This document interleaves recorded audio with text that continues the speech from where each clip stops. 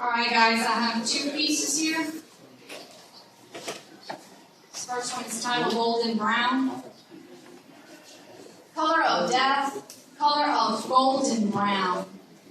Seeping slowly into the earth, seeking to lose all its strength, only to return once again. Color of death, color of golden brown.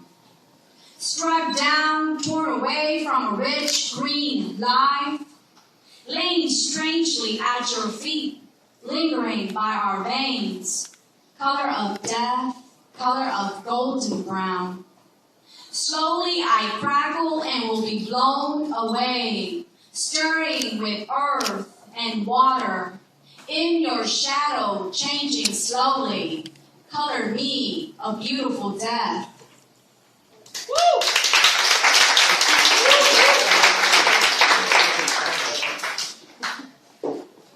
I'm ready to do long pieces, but this is one. That's all right. Okay, so I came to this country at the age of 2 from Mexico.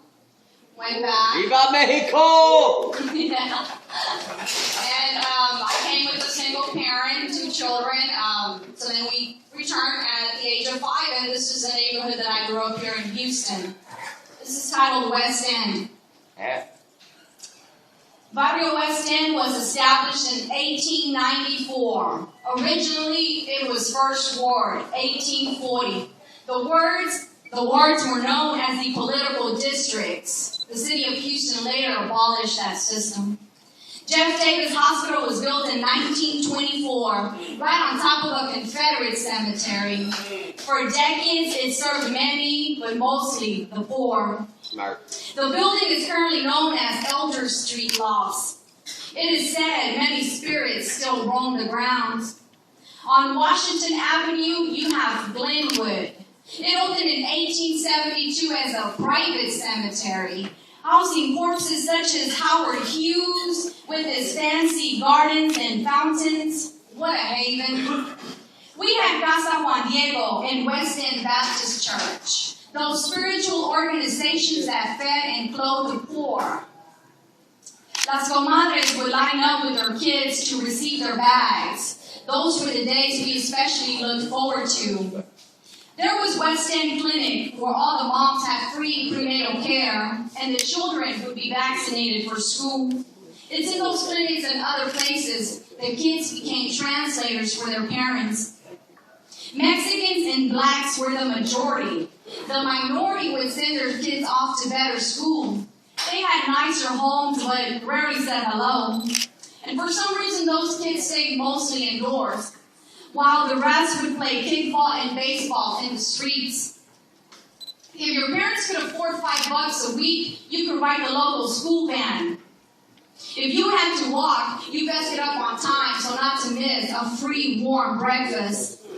You had to be a tough kid to walk those streets, on guard and always watching your back. And not just from the neighborhood dogs, but from the pedophiles that would come into our barrio to stalk on the young.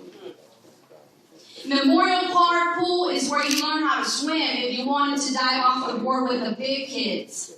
We would walk back home descalzos and dripping wet, stopping at Jack in the Box for a free cup of water with plenty of ice for those hot summer days. On the opposite side, you have the WAT. If you weren't a member, a quarter would get you by. If you were slick, you could just pass the receptionist. The water was much cleaner and the kids had their own pool, and the locker rooms were filled with lots of goodies. Buffalo Bayou was our adventure zone. We would take off on our bikes, pedaling and struggling just to get up those hills. On the way down, we would throw our arms up. We were so free. Your local tienditas were snows, where the viejito packed a pistol. They had lots of candy baskets and a cooler filled with paletas. If you wanted to play video games, you could go to La Tienda del Chinito on Jackson Hill. Remember Raymond's barbershop? It's still there. The Chicano who serviced all. The neighborhood kids, the roofers, los yarderos, and the upscale lawyers. Besides its affordable cuts, it was also known for its selection of porn. What?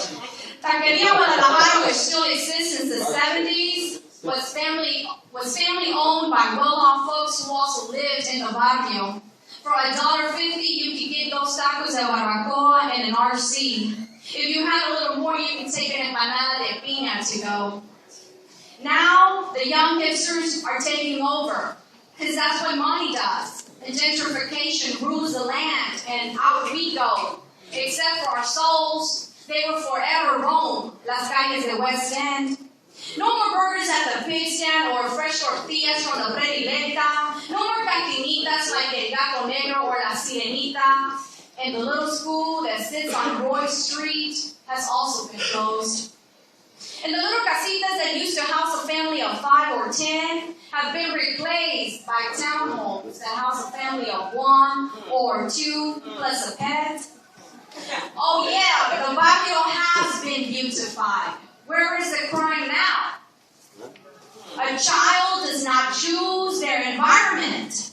Some were born to broken, abusive homes with alcohol and drugs right at their doors. And if you were not a strong-willed child, crime would become your new family. For all the beautiful people who grew up, for all the beautiful people who have the privilege of living in the barrios, for all their fucking hard work and struggles, most did the best they could. For all the young souls that died to crime or suicide. For all the friends and family members who are sitting behind bars. For all those living with addictions and struggling just to survive. Yeah. For us who are making a difference in your life. The hood had a mix of violence and beauty. It wasn't always a pretty picture. But it has been a beautiful canvas for life. That's it. Yeah.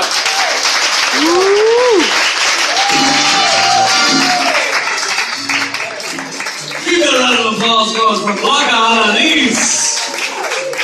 She's been fantastic.